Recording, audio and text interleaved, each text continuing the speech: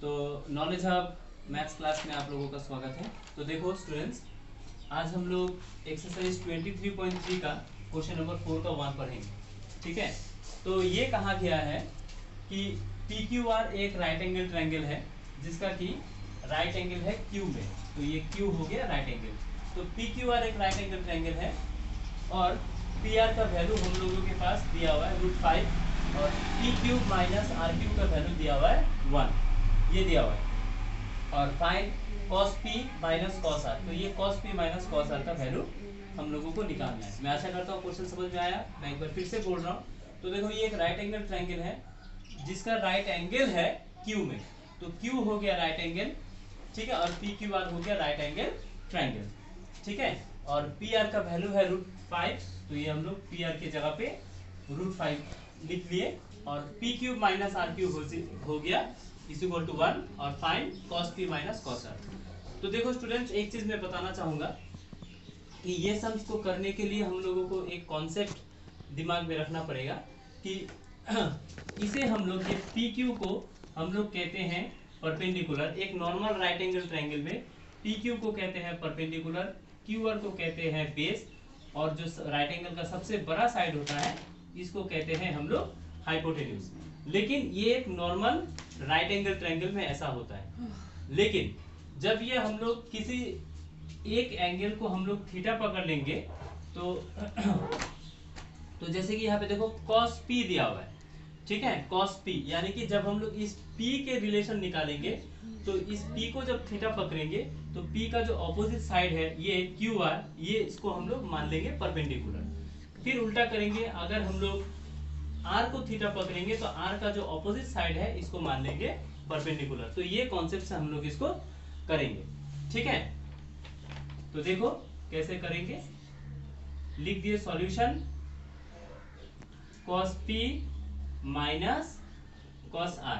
और सबसे बड़ा बात है यहाँ पे एक चीज दिमाग में रखना होगा, cos का मतलब होता है, cos थीटा का मतलब होता है बेस बाय हाइपोटेन्यूज। मैं आशा करता हूँ समझ में आया स्टूडेंट्स, क्योंकि ये हम लोग जानते हैं कि sine theta, cos theta, tan theta यही बेसिक होता है।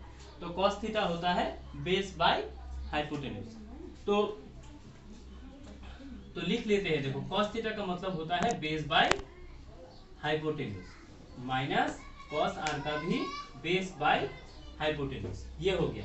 अच्छा, अब क्या करेंगे, देखो जब cos p यानी कि p को जब हम लोग थीटा पकड़ लेंगे, ये एंगल का रिस्पेक्ट में, p एंगल का रिस्पेक्ट में, p एंगल जब हम लोग p एंगल को लेंगे तो p एंगल का रिस्पेक्ट में QR हो जाएगा परपेंडिकुलर, PR हो जाएगा बेस और PQ हो जाएगा बेस और PR हो जाएगा हाइपोटेन्यूज। एक चीज याद रखना है कि किसी भी एंगल को अगर हम लोग लेंगे, चाहे हम लोग P को ले चाहे हम लोग R को ले, P को लेने से QR परपेंडिकुलर, R को लेने से PQ परपेंडिकुलर, ठीक है। लेकिन किसी भी हालत में ये PR जो है हाइपोटेन्यूज, ये अपना जगह नहीं बदलता है, ये फिक्स है। PR इज फिक्स, यानी कि एक राइट एंगल ट्रायंगल का सबसे बड़ा साइड होता है हाइपोटेन्यूज, और एक राइट एंगल का ट्रायंगल का हाइपोटेन्यूज कभी भी अपना जगह नहीं बदलता है। तो इसको याद रखेंगे कि ये हम लोग P के रेस्पेक्ट में निकाल रहे हैं, P के रेस्पेक्ट में। तो ये P के रेस्पेक्ट में निकालेंगे तो बेस हो जाएगा, हम लोगों का बेस हो जाएगा PQ, बेस हो जाएगा PQ और हाइपोटेन्यूज हो जाएगा PR। मैं एक बार फिर से बोल रहा हूं, जब हम लोग P के रेस्पेक्ट में निकालेंगे, क्योंकि P निकालने के लिए बोला है, यहाँ पे P को थीटा पकड़ने के लिए बोला गया, तो P को निकालेंगे, तो P निकालेंगे तो ये हो जाएगा परपेंडिकुलर, QR हो जाएगा परपेंडिकुलर, PQ हो जाएगा बेस और PR हो जाएगा हाइपोटेन्यूज, ठीक है। तो हम लोगों को निकालना है बेस, यानी कि हम लोग लिखेंगे इसको PQ, मान लेंगे बेस। मैं आशा करता हूँ समझ में आया स्टूडेंट्स, अगर समझ में आया तो एक लाइक जरूर दे देना, ठीक है। माइनस अभी हम लोग cos r लेंगे, यानी कि r के रेस्पेक्ट में। अभी देखो r के रेस्पेक्ट में लेंगे, तो r के रेस्पेक्ट में लेंगे तो QR हो जाएगा बेस और PQ हो जाएगा परपेंडिकुलर।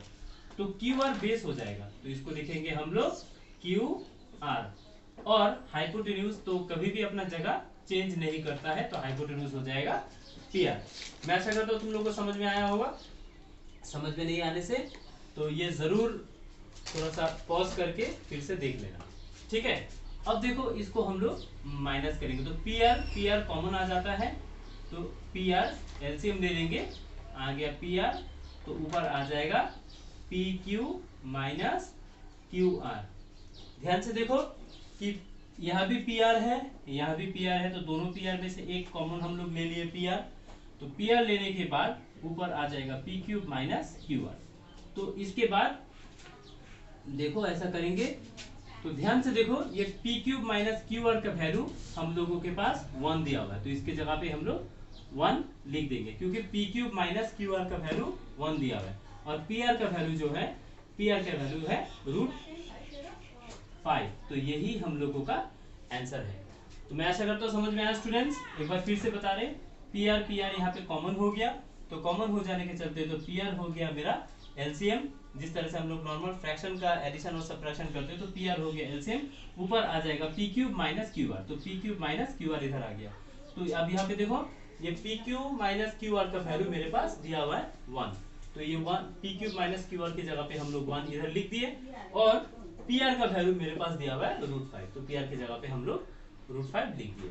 मैं आशा करता हूँ समझ में आया स्टूडेंट्स। अगर समझ में आया तो ये सम्स को कर लेना, जो कि क्लास 10 वेस्ट बंगाल बोर्ड का बुक का एक्सरसाइज 23.3 का 4 का 1 है।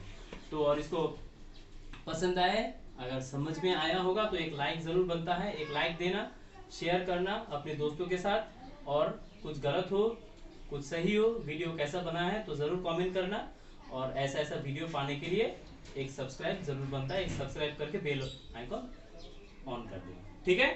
Thank you.